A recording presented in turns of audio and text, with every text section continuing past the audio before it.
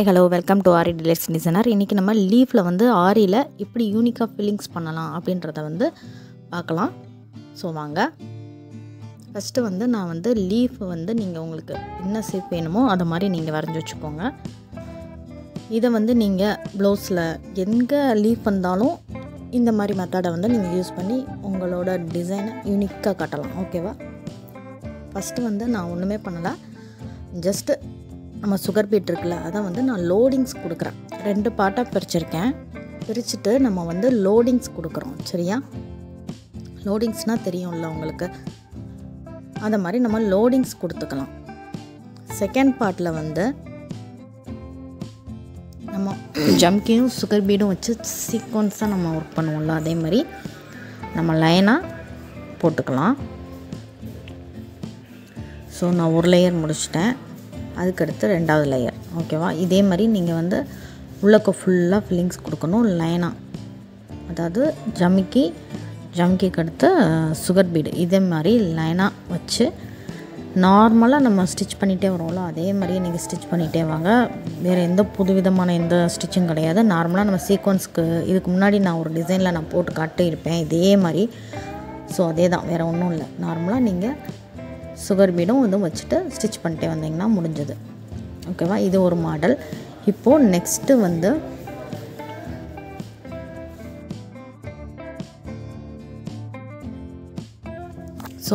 வந்து கொஞ்சம் ப்ராடான லீஃப் இது வந்து. சரியா? இதுக்கு வந்து நான் என்ன பண்ணுறேன்னா கட் பீடும் green colour sugar bead.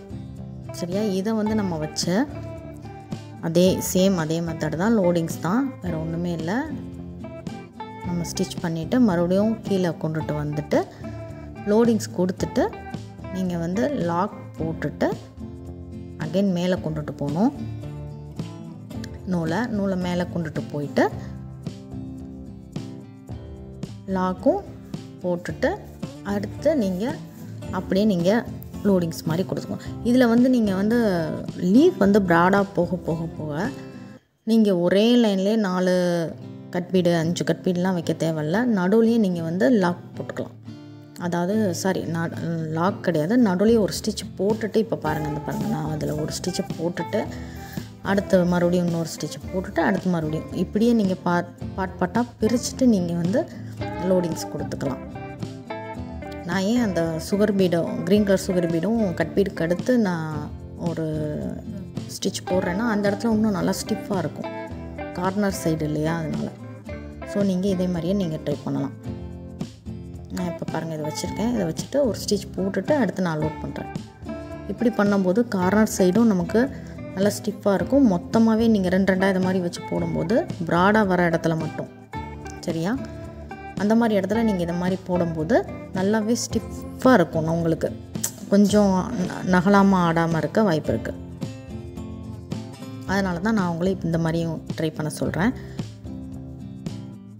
So இந்த சைடு முடிச்சாச்சு. இந்த சைடில் வந்து நம்ம கார்னர் அவுட்லைனுக்கு மட்டும் நான் வந்து gold colour sugar bead, normal gold colour இருக்குல்ல அந்த கலர் சுகர் பீடை வந்து நீங்கள் கொடுத்துக்கோங்க. நார்மலாகவே லீஃபை வந்து நீங்கள் செப்பரேட்டாக காட்டணும் அப்படின்னீங்கன்னா 2ஆக பிரிச்சுட்டு உங்களுக்கு ஒரு சைடு ஒரு லுக்கும் இன்னொரு சைடு ஒரு லுக்கும் ட்ரை பண்ணிங்கனாலே உங்களுக்கு மேக்ஸிமம் உங்களுக்கு யூனிக்காக தெரியும். நான் வந்து இப்போ அவுட்லைன் ஃபுல்லாக முடிச்சிட்டேன். உள்ளுக்குள்ளே வந்து நம்ம அவுட்லைன் கொடுத்தோம் இல்லையா, அதே கலர் சுகர் பீடை வந்து நம்ம வந்து வாட்டர் ஃபில்லிங்காக நீங்கள் வந்து யூஸ் பண்ணலாம். என்னடா இதுக்குள்ளே வாட்டர் ஃபில்லிங்காக, இதில் எப்படி பண்ண முடியும், ரொம்ப கஷ்டமாச்சுன்னா நீங்கள் நினைக்கவே தெரியும். பெரிய பிளேஸில் கூட வாட்டர் ஃபில்லிங் பண்ணுறது ரொம்ப கஷ்டமாக இருக்க வாய்ப்பு இருக்குது. இது வந்து ரொம்பவே லீஃப்குள்ளே நீங்கள் பண்ணுறது வந்து ரொம்பவே ஈஸியாக இருக்கும். உங்களுக்கு ரொம்ப கஷ்டமாலாம் உங்களுக்கு தெரிய சான்ஸே இல்லை. ஏன்னா இது ரொம்பவே ஈஸியாக இருக்கும். லீஃப்குள்ளே சின்ன இடத்துல நீங்கள் வாட்டர் ஃபில்லிங் கொடுக்க போகிறீங்கனாலே வேகமாக அந்த இது முடிஞ்சிடும். சும்மா நீங்கள் லைனாக கொடுக்கக்கூடாது. மொத்தத்தில் நீங்கள் வந்து லீஃபுக்குள்ளே லைனாக கொடுக்கக்கூடாது. லைனாக கொடுக்காம உங்கள் வசதிக்கு ஏற்ற மாதிரி அங்கிட்டு இங்கிட்டுன்னு தள்ளி வச்சு கொடுத்துட்டு அந்த இடத்த ஃபில் பண்ணிக்கிட்டே வந்தீங்கனாலே போதும். ஓகேவா? வாட்டர் ஃபில்லிங் அந்த மாதிரியே இருக்கணும் அப்படின்லாம் அவசியம் இல்லை. அது வந்து ஃபில்லிங்ஸாக இருக்கலாம், ஆனால் லைனாக இருக்கக்கூடாது. ஒரே வரிசையில் இருக்கிற மாதிரி நீங்கள் இல்லாமல் பார்த்துக்குவோம். இப்போ நான் கொடுக்குறத பார்த்தாலே தெரியும். எக்ஸ்ட்ரா இருக்கிற அந்த பிளேஸ், நடுவில் இருக்கிற கேப்பு, இதை மாதிரி இடத்த மட்டும்தான் நான் ஃபில் பண்ணுவேன். சுற்றி கொடுத்துட்டு நடுவில் இருக்கிற இடம் இதை மாதிரி ஃபில் பண்ணிங்கனாலே உங்களுக்கு ஈஸியாக அது வந்துடும். ரொம்ப கஷ்டமானது இது கிடையவே கிடையாது. நீங்கள் பெரிய பிளேஸில் போட போகிறீங்கன்னா மட்டும்தான் கொஞ்சம் யோசித்து கரெக்டாக போடணும் அந்த லுக்கு வர்றதுக்கு. இது ஒன்றுமே இல்லை, உள்ளுக்கு வந்து ஃபில் பண்ண தான் போகிறோம். சரியா? அதுவும் சின்ன இடத்துல ஃபில் பண்ணும்போது ரொம்பவே ஈஸியாக இருக்கும். ஸோ இதை முடிச்சுட்டு நீங்கள் அவுட்லைன் வந்து ஜரி த்ரெட்டில் கொடுத்துக்கலாம். கொடுத்துக்கிட்டிங்கன்னா இன்னுமே இந்த டிசைன் வந்து உங்களுக்கு எடுப்பாக காட்டும்.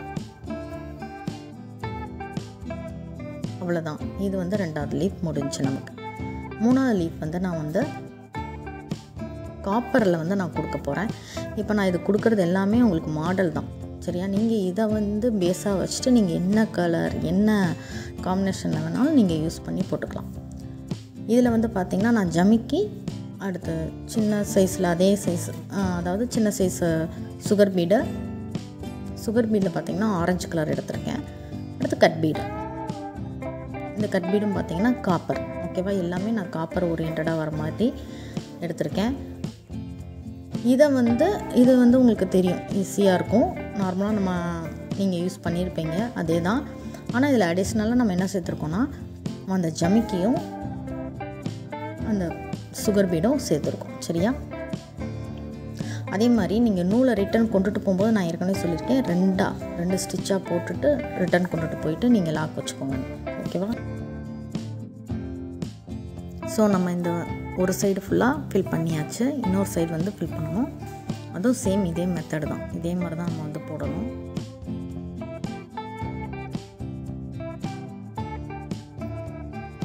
நீங்கள் இந்த கட் பீடுக்கு பதிலாக வேறு சுகர் பீடும் வச்சு ட்ரை பண்ணலாம். ஓகேவா?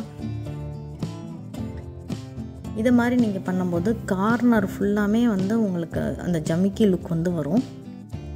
இதுவும் பார்த்திங்கன்னா நல்லா அழகாக இருக்கும். இது வந்து பார்த்திங்கன்னா நம்ம கொடுக்குற இந்த மெத்தட் வந்து 2க்குமே சேம் கட் பீடு தான் நம்ம யூஸ் பண்ணியிருக்கோம். வேறு எதுவும் நம்ம யூஸ் பண்ணல. சரியா? இதுக்கு முன்னாடி கொடுத்ததில் வந்து நான் 2 தான் பிரித்து காட்டினேன். இது வந்து சேம் மெத்தட் தான். இதை மாதிரி கொடுத்துட்டு சென்டரில் வந்து எப்பயும் போல் அந்த கேப் இருக்கும்ல, அதுக்கு வந்து நம்ம கொடுத்தோம்ல ஜமிக்கியும் சுகர் பீடும் அடுத்தடுத்து கொடுத்தோம்ல, அதே மாதிரியே நார்மலாக நீங்கள் ஸ்டிச் பண்ணிக்கோங்க. இந்த கேப் வந்து நீங்கள் எப்படினாலும் ஃபில் பண்ணிக்கலாம். அந்த இடத்துல ஒரு லாங் ஃப்ரெஞ்ச் நாட் போட்டால் கூட அழகாக தான் இருக்கும். சரியா? இப்போ வந்து நான் உங்களுக்கு ஃபுல்லாக பீடை வச்சு எப்படி டிஃப்ரெண்ட்டாக காட்ட முடியும் அப்படின்றத நான் உங்களுக்கு சொல்லி கொடுத்துட்ருக்கேன். நெக்ஸ்ட்டு வந்து த்ரெட்லேயும் நான் பண்ணி காட்டுறேன். அதுவும் யூனிக்காக அண்டு யூஸ்ஃபுல்லாக இருக்கும். சரியா? இப்போ நெக்ஸ்ட்டு லீஃப் வந்து நான் ஃபஸ்ட்டு வந்து நான் கொடுத்தேன்ல ஜமிக்கியும் சுகர் பீடும் வச்சு கொடுத்தோம்ல, அதே தான். அதே மாதிரி நம்ம வந்து இந்த லீஃபுக்கு வந்து நம்ம கொடுக்க போகிறோம். தெரியும்னு நினைக்கிறேன். ஓகேவா? இதே தான். நார்மலாக நீங்கள் ஒவ்வொன்றா 2 செட்டாக வச்சு நீங்கள் நார்மலாக ஸ்டிச் பண்ணிகிட்டே வரணும். இது ஒரு லேயர். ஓகேவா? இந்த ஒரு லேயரை நான் முடிச்சுட்டு நான் காட்டுறேன்.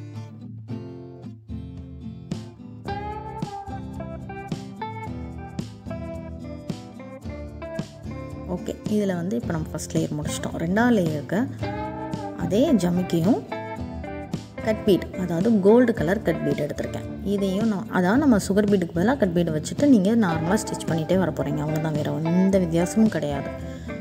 நீங்கள் வந்து எப்பயும் போல் எதுக்கு இதெல்லாம் போட்டுட்டு நம்ம நார்மலாகவே யூஸ் பண்ணிக்கலாம் அப்படின்னு நீங்கள் நினச்சிங்கன்னா, ஆக்சுவலாக அந்த ப்ளவுஸும் அந்த ட்ரெஸ்ஸும் வந்து ஆர்டினரியாக தான் இருக்கும். நீங்கள் இதை மாதிரி நீங்கள் யூனிக்காக நீங்கள் போட்டு காட்டும் போது அதில் ஒரு டிஃப்ரெண்ட் வந்து கண்டிப்பாக அது தெரியும். அதனால தான் நீங்கள் மேக்ஸிமம் உங்களால் முடிஞ்ச அளவு உங்களோட க்ரியேட்டிவிட்டி ஏற்ற மாதிரி நீங்கள் டிஃப்ரெண்ட்டாக யூஸ் பண்ணி காட்டுங்க. ஓகே, இப்போ வந்து 2வது லேயரும் நான் ஃபில் பண்ணிட்டேன். அடுத்த லேயருக்கு வந்து கட் பீட், அதாவது வெறும் நார்மல் கோல்டு கட் பீட் நம்ம ஜாயின் பண்ணி போட்டோம்ல இதுக்கு முன்னாடி, இது வந்து வெறும் நார்மல் கோல்டு கட் பீட் மட்டும் நான் வந்து ஸ்டிச் பண்ணிக்கிறேன். சரியா? இது ஆக்சுவலாக நான் ஸ்டிச் பண்ணிவிட்டு இந்த 3வது லேயரை ஸ்டிச் பண்ணிவிட்டு மேலே வந்து கொஞ்சோண்டு கேப் இருக்கு இல்லையா, அந்த கேப்பை வந்து ஃபில் பண்ணுறதுக்காண்டி சின்ன சைஸ் கட் பீடை வந்து நான் எடுத்திருக்கேன். நீங்கள் உங்களுக்கு அது கிடைக்கல அப்படின்னிங்கன்னா பெரிய சைஸ் கட் பீடே கூட நீங்கள் யூஸ் பண்ணலாம். இந்த தெரியுதா, நான் வந்து மேலே வந்து கேப் இருக்குது, அந்த கேப்பை வந்து ஃபில் பண்ணுறக்காண்டி சின்ன சைஸ் கட் பீட் எடுத்து யூஸ் பண்ணி ஃபில் பண்ணிட்டேன். அதே மாதிரி மிச்சம் இருக்கிற இந்த ஸ்பேஸுக்கு வந்து நம்ம வந்து சின்ன சைஸ் கட் பீடு தான் நம்ம கொடுக்க போகிறோம். அதுதான் நல்லாவும் இருக்கும். நீங்கள் பெரிய சைஸ் கட் பீட் கொடுத்தீங்கன்னா இடத்த வந்து ரொம்ப ஃபில் பண்ணி காட்டிடும், அவ்வளோவா லுக்கு கிடைக்காது. இப்போ பார்த்தீங்கன்னா தெரியுதா, இது வந்து ரொம்ப சின்ன சைஸ் கட் பீடு. இதுக்கு முன்னாடி என்னோடய வீடியோவில் நான் சொல்லியிருக்கேன், சின்ன சைஸ் கட் பீடு எடுத்து நான் யூஸ் பண்ணியிருக்கேன். சரியா, இது பார்த்தீங்கனாலே தெரியும், அங்கங்கே ஸ்லாண்டிங் லைனில் ஒரு ஸ்டிச்சு, அதாவது ரெண்டு கட் பீடு 3 கட் பீடு இது மாதிரி கூட குறைய வச்சு நம்ம வந்து அந்த இடத்த ஃபில் பண்ணிக்கிட்டோம். அவ்வளோதான். ஸோ இப்போ வந்து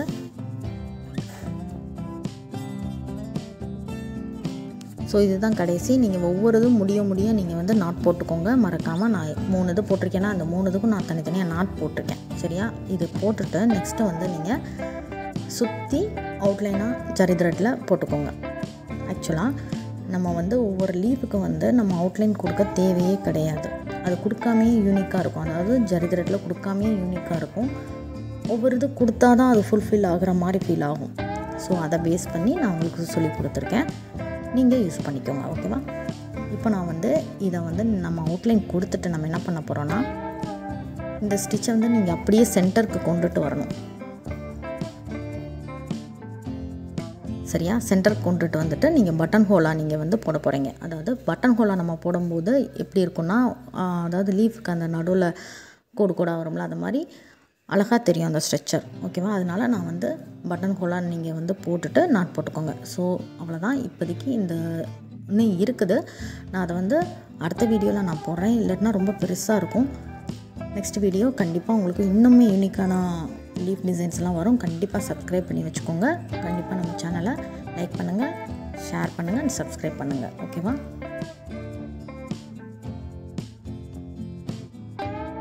நான் நெக்ஸ்ட் வீடியோவில் இன்னுமே பெட்டராக எப்படி போடலான்றதை நான் கண்டிப்பாக காட்டுறேன். ஓகேவா, தேங்க்யூ.